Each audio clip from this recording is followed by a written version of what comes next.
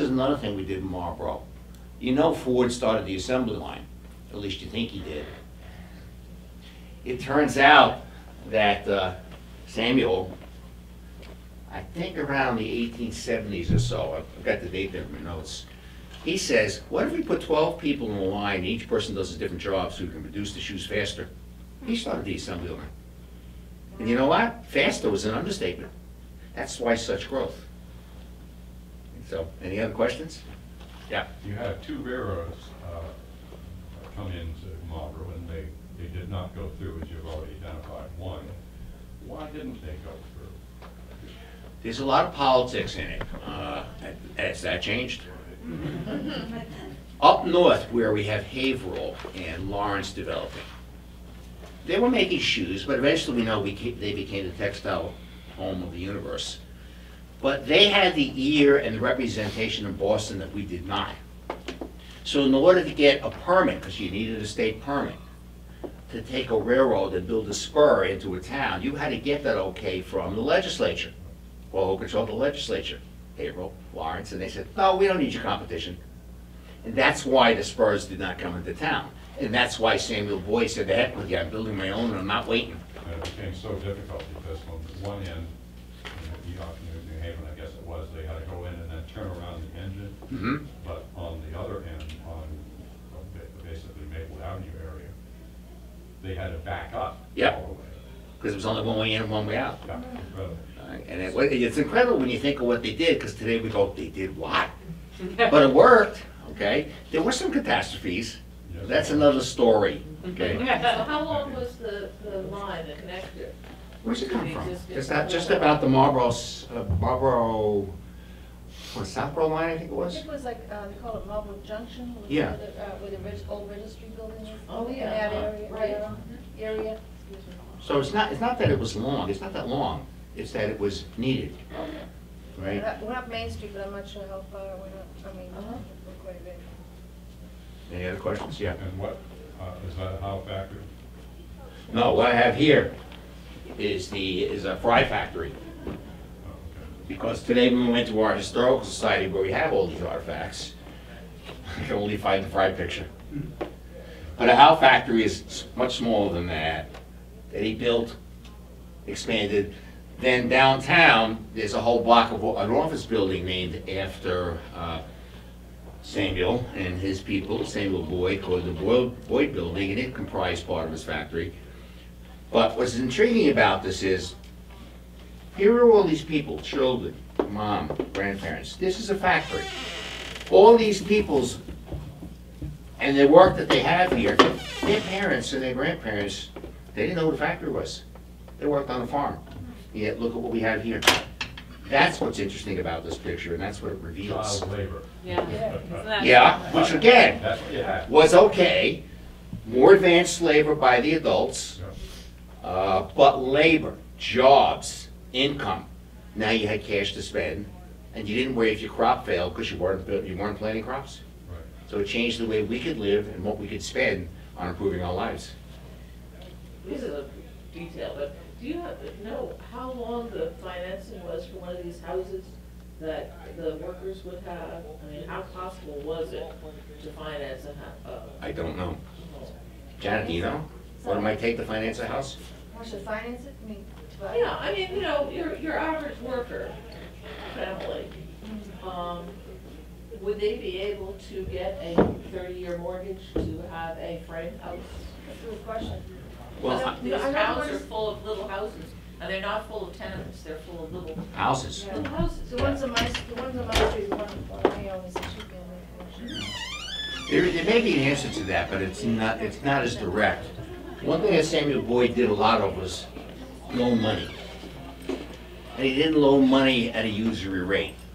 In fact, during the Civil War, Marlborough was the biggest supplier of shoes to the north and to the south, which is not quite legal.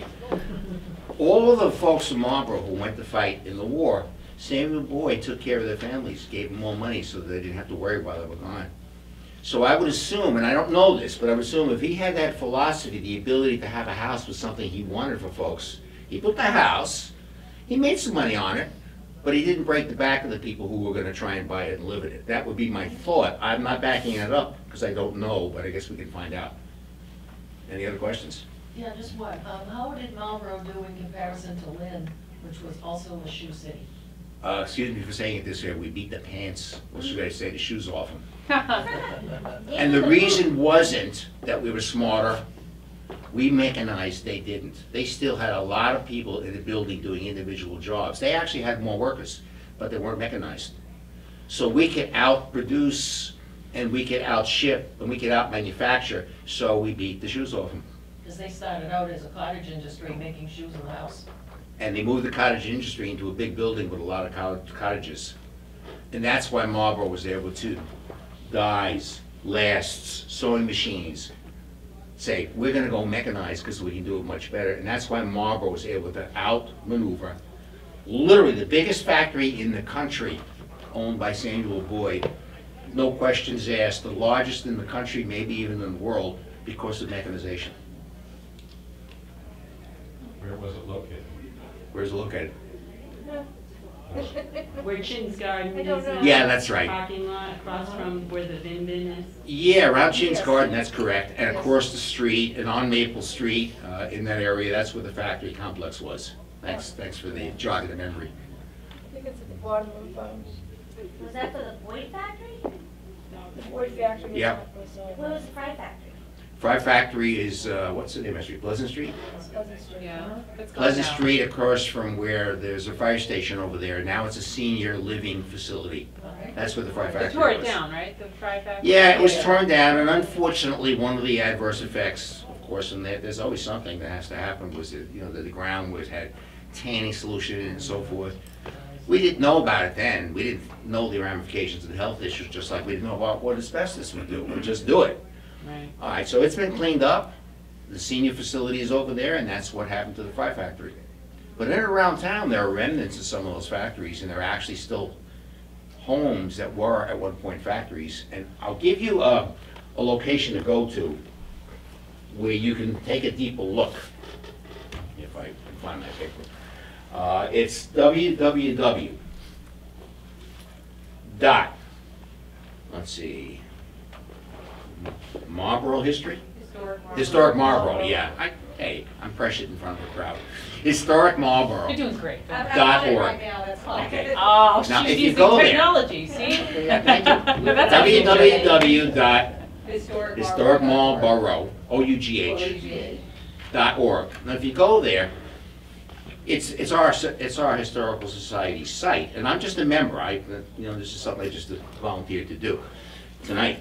But this story on the left-hand side, there are a whole bunch of checklists. One of which is histories. If you go into histories, you'll see Bob Kane doing about an hour-long presentation all about the shoe industry. And you'll see a story about another industry which is important in Marlborough, which was the apple industry. You learn about John Brown Bell. Anything you need to know is right on that site. So go ahead and take a deeper look. It's very revealing, and it's all done by the members of our society to really give life to what was, so we can understand who we are today. And I'll say it's a really nice website. I've been on it before we started this project. I was on there reviewing some stuff, and I was very, very impressed. We've got a great webmaster. His name is Lee Wright. He's good at it. Mary is from Bolton Historical Society, and Alice is with her tonight. Okay, thank you. We're going to talk about the town seal, and I brought the original drawing of it, which is very small, so we reproduced it for you, and Alice is going to pass it around. Unfortunately, the Industrial Revolution passed by Bolton. Primarily because we lacked a large water source, and also we didn't have the railroads, which were really instrumental in having the railroads in your town. Yeah. Okay. Can you hear me well now?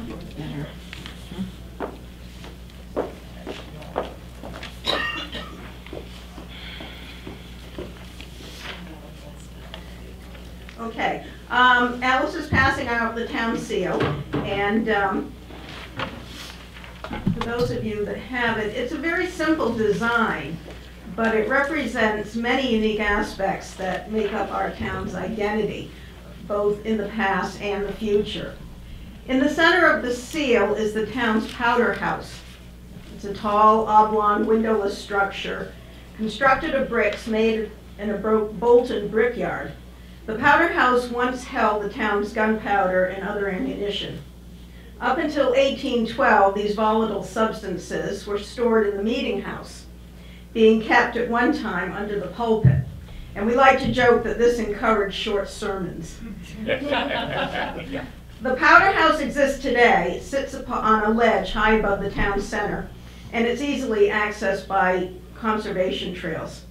One of the treasures of Bolton is our over 2,000 acres of conservation land on which there are many walking and biking trails. Encircling the image of the Powderhouse is the town name and its incorporation date, 1738. That's 275 years ago. And the town is busy planning a host of celebrations that will run from June to December of this year. The seal was drawn by Evangaline Young, a young woman from Maine who was hired by the town of Bolton in 1899 as a teacher and principal at the Houghton High School. The Houghton High School, which is it's no longer a school, but it still stands on Main Street and presently houses the library book sales, Batco, which is our local access TV station, and the Bolton Conservation Trust. But back to Evangaline. Besides her duties at the high school, Evangaline taught drawing at the 3 primary and intermediate schools in town. Like all proper ladies of her time, Evangaline was instructed in the art of drawing as a young girl. She lived and worked in Bolton for only 1 year in order to raise money to attend medical school. And it's from here that her resume becomes quite impressive. Evangaline was a doctor, a suffragette, an environmentalist, a teacher, and an artist. She practiced medicine in Boston after graduating from Tufts University in 1906, but also lectured and taught courses at Dana Hall, Pine Manor, and Wheelock College. In 1912, she founded the School of Eugenics, which was later taken over by Tufts. She became a very well-known doctor for women and children, opening a clinic for poor families and holding nutrition classes for mothers. Her writings were published in the Medical Review and the Women's Medical Journal, and her articles on heart research can be found in both Harvard and Tufts University's medical libraries. She lectured around the country about family planning and birth control and taught sex education in the schools. She also expressed concern about overpopulation and pollution, and this is back at the turn of the century, and campaigned strongly for the women's right to vote. In a letter to a friend on the subject of her suffragette activities, she wrote, "I fully expect that I may be jailed, but if necessary, I'm willing to go. We must win this fight." Evangaline believed that women were treated as second-class citizens under protection by law. And in around 1910, she petitioned the state legislature to raise the age of statutory rape from 16 to 18 years. She also stipulated that anyone found abusing a female child should be sentenced to 20 years in prison. Unfortunately, today, the age for statutory rape still remains at 16, and there is a penalty of only 5 years imprisonment for the abuse of a girl 14 and under. She practiced medicine for 38 years, and besides administering to women and children, she doctored disabled veterans from 2 world wars. But it was that 1 year that she spent in Bolton that Evangaline left an indelible mark on the town of Bolton. Thank you. We have the original drawing as well as a photo of Evangaline. Any questions?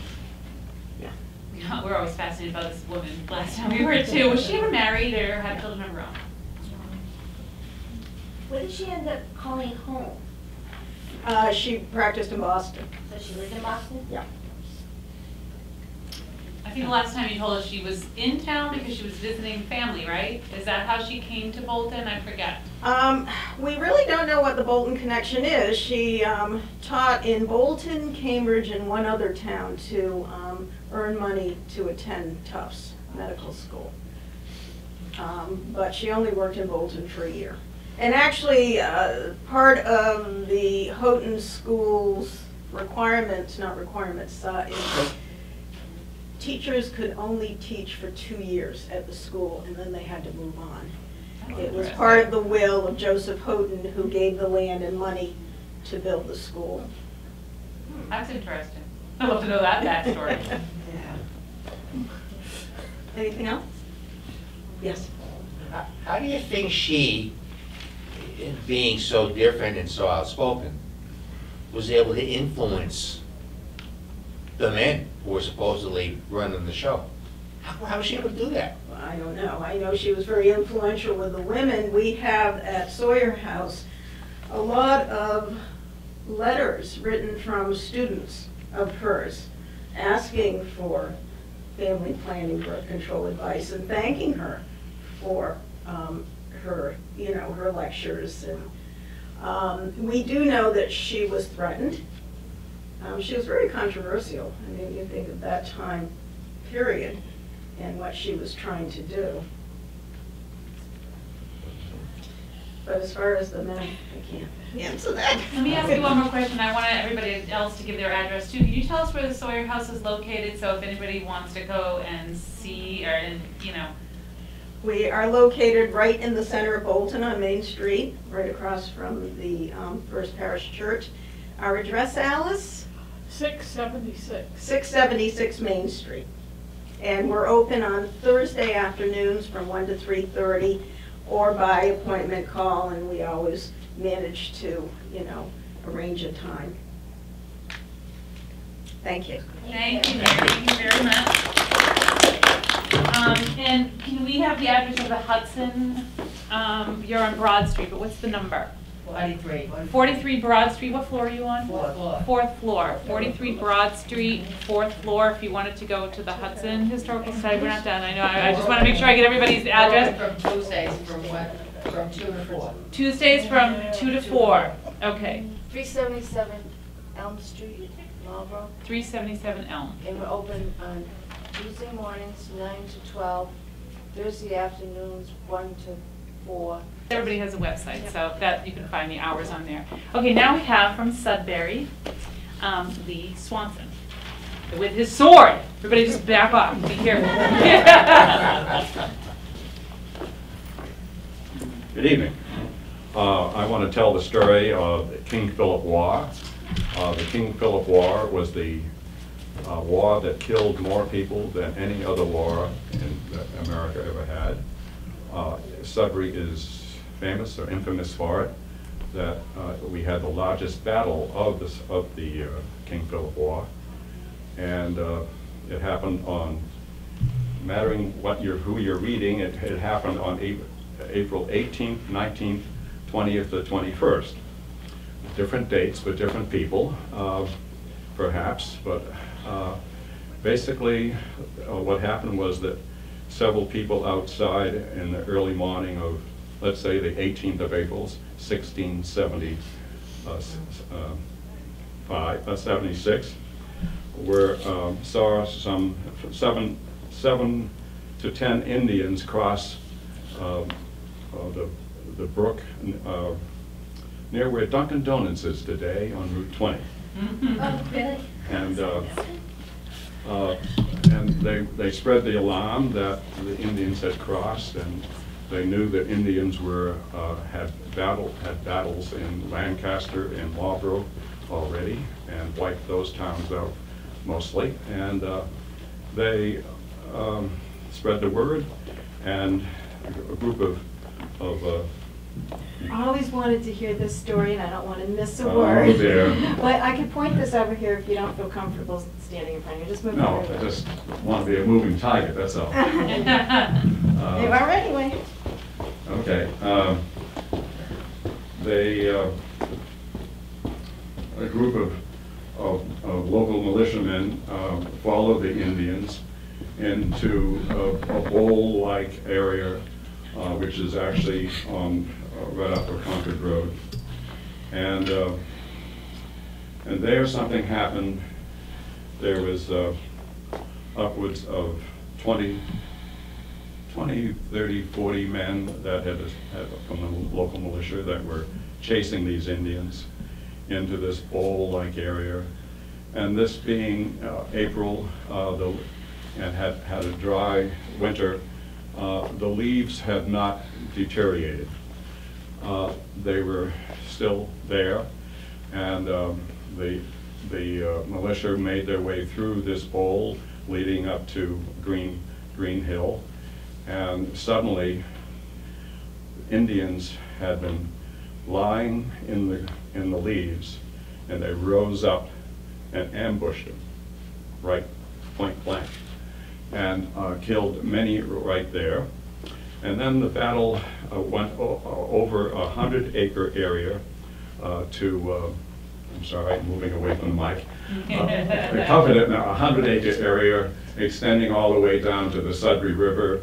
And whether you knew it or not, the Native Americans did make their way all the way to Watertown, and parts of Boston were forced back by Colonel Mosley, who was a renegade pirate who was a militiaman. Anyway, they got much further into Boston than anyone ever thought, now research shows.